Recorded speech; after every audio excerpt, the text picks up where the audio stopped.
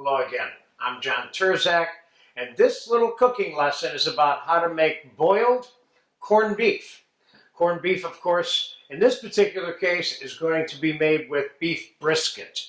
And what I have here in front of me is what they call the point of the beef brisket, which is the fattiest section of the brisket. There's the flat section, which I'm using to make a braised version of the corned beef today. But I use the point end of the corned beef for the boiled version because it has so much more fat in it, and the way in which it's being cooked, it'll render a little bit more than the fat, even though I'm still going to trim the fat out, whatever it is that's left, when it's cold and before I reheat it to serve it. But that's the part we're going to use for the boiled. Now, I'm going to use a cup. I've got a hot pan back here. I'm going to use a cup of pickling spice.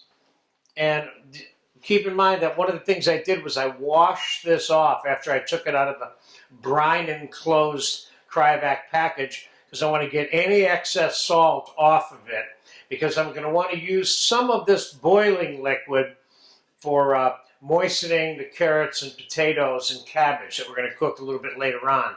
So let's get the corned beef in there, and let's get it covered up with the cold water.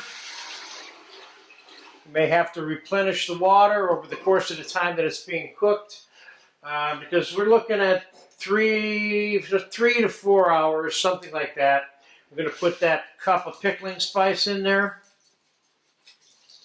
and we're going to put a lid on it, and I'm going to start it out on high, and then I'm going to get it at a good strong simmer and have the top of the thing crack just a little bit so I can get some evaporation in there. And I will go in and rotate that over the course of that 3 to 4, could even be 4.5 to 5 hours, depending on how fast I cook it.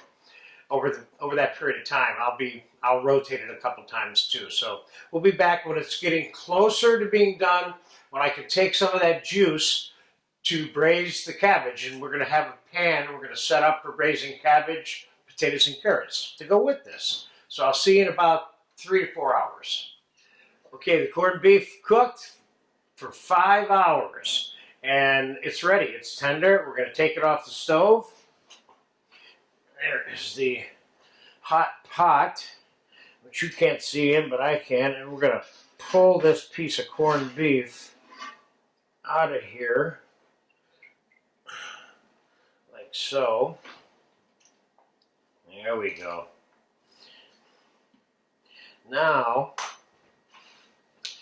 to complete the package of this traditional corned beef and cabbage dish, I have a couple of things here. I have a pan with cut up red skin potatoes with the skin on, peeled sliced parsnips, peeled sliced carrots, and some wedges of Spanish onion.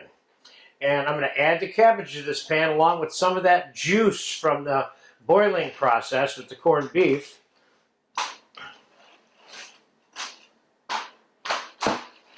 Now, normally when I braise the cabbage, which is what we're going to do, we're going to put this in the oven and let them all cook together until they're done. I would keep this stem on the cabbage during this stage while it's cooking, because it'll hold the wedges together for you. And then near the end of the cooking process, then we'll cut those, what I would call mainly inedible stems, off then. But that way we can keep the wedge looking like a wedge of cabbage right up until the time it gets on somebody's dinner plate, which is good. Then it looks like cabbage instead of pieces of cabbage. So let's get some of the broth, minus the fat. We're kind of scooping around that fat there. We don't need goo gobs of this, but we need, I don't know, couple of cups, enough to keep this moist. We're going to seal this pan with plastic wrap and aluminum foil. And then this juice that I'm putting in here, ultimately we will put with the sliced corned beef. Now, keep in mind that this juice right here cannot really be reduced like any normal braising liquid would, and then made into a sauce, because the saline and salt from the curing process of the corned beef has made the juice too salty when it reduces down to a certain point. But what you can do is you can reduce that juice down to the point where the salt level is acceptable. You would be then concentrating the flavor of the boiled beef into less volume of juice. So you can do that.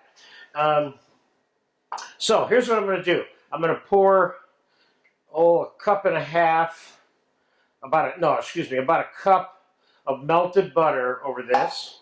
We're going to put a little bit of garlic on here. We're going to put a little bit of pepper.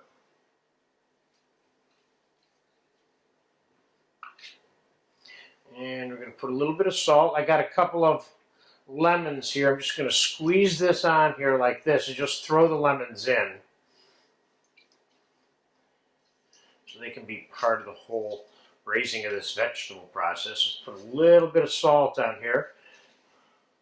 I want to be careful with the salt in this at this point. Just for fun, and this is purely an option for you, I'm going to throw a little bit of dried basil and dried oregano on here, so we got a little bit of herb as part of the content here of the cooking.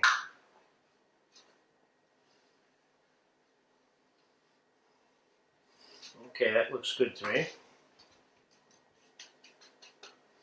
Now, what I'm going to do is, while this is cooking, I'm going to cool the brisket in the fridge so it'll be cleanable and sliceable. Remember, this point part of the corned beef needs to be cut, and the fat needs to be trimmed out of it. It's the only time you don't do that is when you're using the flat end of the corned beef. So let's get this wrapped up. Put a little bit of plastic first.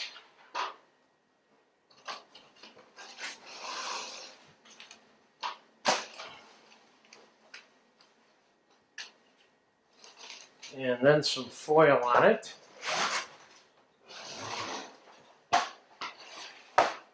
Plastic kind of seals it up.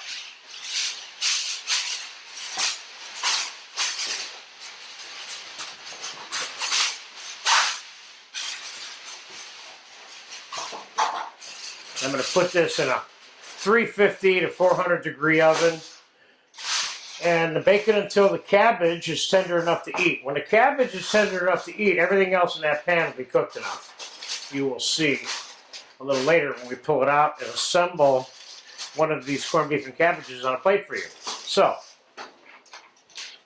in the oven it goes, and that's going to take an hour and a half, something like that. So I'll see in about an hour and a half. All right, the boiled corned beef is cooled enough to cut. I put it in the freezer. It's been in there for about an hour and a half. But the braised cabbage and stuff is not quite done yet. So we're going to first we're going to talk and quick show you how to trim the point part of the corned beef. Now this started out as 6 pounds. It ain't even close to that now, and by the time we get the fat off of this, which is what the first thing I recommend that you do, looks good. A little bit of fat is okay left on, but I wouldn't leave very much on. People have a tendency to not like that. Okay, now I have a couple of uses I'm going to use this corned beef for. Let me see. Fat, we've got a little bit of fat here. Let's get that off. Then, of course, I trim fat off the slices too. Now, you see how the grain is on here? It's all going like this. So what we want to do is we want to cut across that way, okay? So why don't we cut a couple of slices off.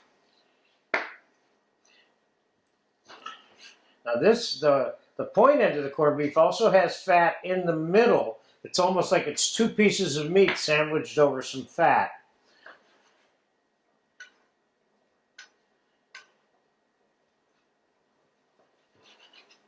Yeah, it's still a teeny weeny bit warm, but trimming the fat off. I'm putting it here right on a meal plate. And we'll use this when we put together our final plate with the braised veg. I'd say that's enough for a meal right there. So when the braising vegetables are done, we'll come back. We'll finish off a little bit of those and get them on the plate. This is the simple, easy Americana boiled corned beef, don't forget, okay? I'm going to use this for something else. And you'll have to find out about that in some other video. All right, we'll be back when the vegetables are done braising. Okay, it took about an hour and a half to cook the vegetables, and they are cooked. I just took them out of the oven a few minutes ago. As you can see, they're still steaming hot. And let's get a little bit of this on the plate. These onions look good. Let's start with a piece of cabbage. Remember what I told you about cleaning the wedge after it's cooked? There you go. Now we have a piece of cabbage left to put on the plate that looks like a wedge of cabbage, okay? And let's put a little bit of the parsnip over here. Let's put a little bit of the carrots. Now this is about as traditional as you can get in terms of St. Patty's Day type food. And I got put a couple of potatoes here. Could you use parsley potatoes? Yeah. Many times in different environments where I've worked and made this kind of food for St. Patty's Day especially, I would cook the vegetables separately, different kinds. You can make parsley potatoes and then you can make a different kind of carrot. You can braise the cabbage one way, do the onions a different way, and bring them all together on the plate. This is a consolidated version of what I've done a lot of, actually. So we'll take a nice wedge of that onion and put it on there. And let's get some of this juice. You need juice. I reheated that corned beef on a plate just before we opened up this little shot right here. And I also made some fresh whipped horseradish cream, which I'm suggesting as one option for serving on the side, which is right here. I made a video of how to make that for you also. A little bit of chopped parsley. Now, could you put horseradish sauce on the side? Yeah, I have a video for horseradish sauce that goes perfectly with this dish at all.